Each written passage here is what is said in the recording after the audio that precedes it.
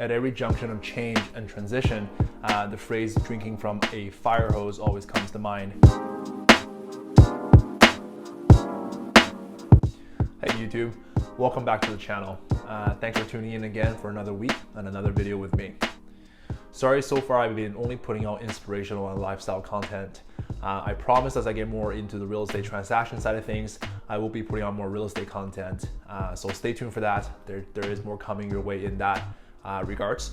But for today, I want to talk about a topic that's fairly close to me and that I'm very familiar with, and that's how not to get overwhelmed when you enter a new job. In today's world, everything's so fast-paced, everything's changing all the time. People are going to find themselves in a situation where they're new to a job or they've just recently switched into a new role. So hopefully in today's video, I can shine some light on this topic. That's going to make that transition for people a little bit easier. It's going to hopefully take some weight off your shoulders when you're in that position.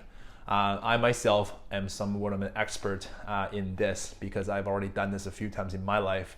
At first, it was getting out of nursing school and then going headfirst into emergency nursing, which was very difficult. And then after that, I got into medical device sales, which then I cold called a bunch of doctors, which was also very difficult. And more recently, I've gotten into real estate. So at every step of the way, there has always been a steep learning curve, and I've really embraced the fact that it's been difficult all along, and hopefully I can share some of that experience with you guys and hopefully help you guys along in your journey. At every junction of change and transition, the phrase drinking from a fire hose always comes to mind, and I find it very applicable when you're learning something new in a new position. And along with it, I always feel there's always some uncertainty and anxiety, at least in my experience. The anxiety having to do with not knowing how to answer certain questions. The uncertainty has to do with not knowing what your day's gonna look like, unable to see the path forward. And then of course you always have this doubt in the back of your mind because you're not really sure if you're actually gonna be successful or have what it takes to be successful. At this stage of the journey, it's easy to get overwhelmed because there's so much new information coming in. The things you've learned so far has not been tested, so you don't even know if anything you're learning is actually gonna work. There's definitely a lot of doubt. There's so much to do, but when you sit down and actually try to do it, you don't really know where to start. So if any of this sounds familiar to you, then you're not alone. And also on top of that, at least I felt this way when I first started, is that I felt like a bit of a fraud. If you are at a job that pays you a paycheck every month, sometimes you feel like you don't deserve that paycheck because you're not actually doing the work yet. And then if you're in an independent business and you're gonna start thinking to yourself, I haven't made any money, am I really cut out for this field of work? Truth is, you will get past this initial stage and these feelings do subside and you will get through it and things will get easier. But first, let's talk about the three things that I find are common barriers to getting past this phase of your journey, and then I'll share some tips and tricks on how maybe to better deal with these barriers and get over them quicker so you can kind of get on your way. Number one, the need to know everything before you launch into action. The desire for this kind of rests in people's want to know everything, so when they finally launch into action, they won't be making any mistakes. Things will kind of just go smoothly and they won't be stumped. But you don't need me to tell you that this is actually is not very feasible. People who think that if I just read one more book, if I read another article, if I just practice the scenario more or learn this and learn that before I actually do it, then when it comes to my first, say, client meeting, then it will all go very smoothly and I'll get the deal and people won't think I'm new to the business. In reality, the human brain consciously can only hold on to 5 to 7 pieces of new information at a time.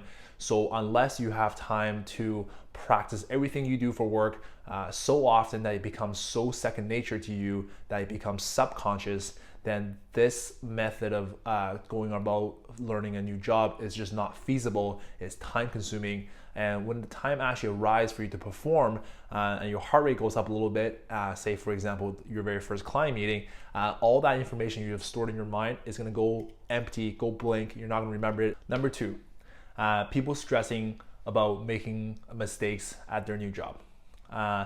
Any mentor who's ever had a student will tell them that making mistakes is the only way to learn. but yet people still think that there's a way around that. People think that there's a way to avoid making mistakes.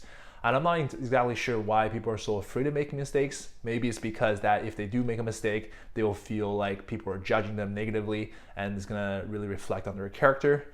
But afraid of making mistakes is by far probably the biggest reason that people are not learning and they're not growing in their new role. Number 3, not knowing where to start. As you go to the office and your new job, you're gonna see your colleagues do exactly what you're supposed to do, and they're excelling at it. And you might listen in or watch for a bit, and you see your colleagues who's been there for a while, essentially making it look very easy. You watch them and you don't even understand what they're saying, but yet all you hear is on the other end of the line that people are doing the deal with them and things are going well. And you think to yourself, oh my goodness, how am I ever gonna be able to do that? All you can see is the top of this crystal staircase, and you're gonna feel a little bit defeated because you can't figure out how you're gonna be able to get there. And in the meantime, you can't not being able to contemplate how many moving pieces that you have to master to be able to reach the level of performance that your colleague just demonstrated. All this can be very overwhelming. So how do we combat these very normal feelings that plague almost all of us? Solution number 1, you don't need to know everything to get started. Do one thing at a time, up to the point where you get stuck, and then you figure out the next step. If you're like myself who's getting into real estate, you don't have to worry about the listing presentation or the contract writing. Focus on getting a client first. Once you have someone that's interested in doing business with you, and then you can go figure out the listing presentation and then do that and then figure out the contract writing. You don't have to store all this information in your brain at the same time if you don't need it right away. Save that precious mental space for the things that needs to be done right now to get your business off the ground. Solution number 2, change your mindset about making mistakes. Think of it this way. If you make a mistake and there's no negative consequences, then how likely is it that you're gonna remember it for next time? So when we actually do make a mistake in our job or life, that immediate feeling of embarrassment and shame is actually a good thing. Make it your friend, because it's trying to tell you, it's trying to make you remember the experience so vividly so that next time a similar situation comes up, you don't make the same mistake again. So it's almost acting as our negative feedback to let us know that this is something we did wrong, so as to not to let it happen again.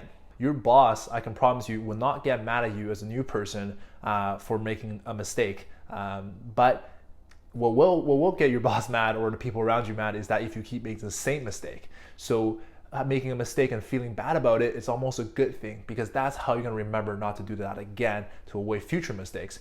So when you make a mistake, stand up, apologize, let that feeling of embarrassment sink in, and then remember not to do that again in the future. Also, understand that most workplaces and companies are structured so that new people who come in and new employees, is very, very, very hard for these people to make any catastrophic mistakes. So it's not likely that you're going to make any critical errors. So feel free to go there and try a few things, make some mistakes, because the quicker you make mistakes, the quicker you're going to learn and grow, and the sooner you're going to be able to get out of that beginner phase of being a new employee.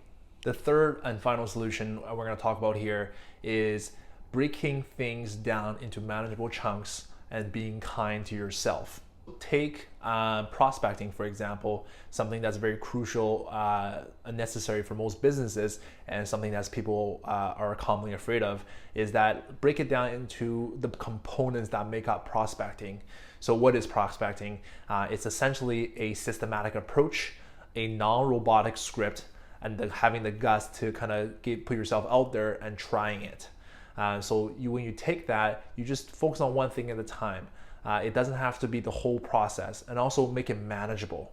Don't put on your to-do list, make 100 cold calls your second day on the job. You might have heard from a podcast somewhere or read a book saying that that's what you need to do to be successful at business.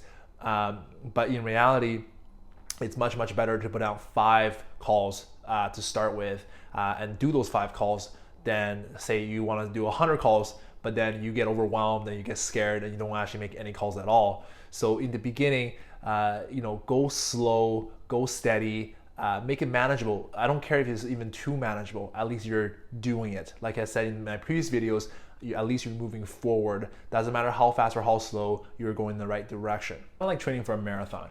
If you're in a job that you want to make a career one day, your success does not depend on the first few months of you being there. So go slow, go steady, be patient, be kind to yourself, give yourself more time than you think you need, and then eventually you will get there. Thanks for watching, everybody.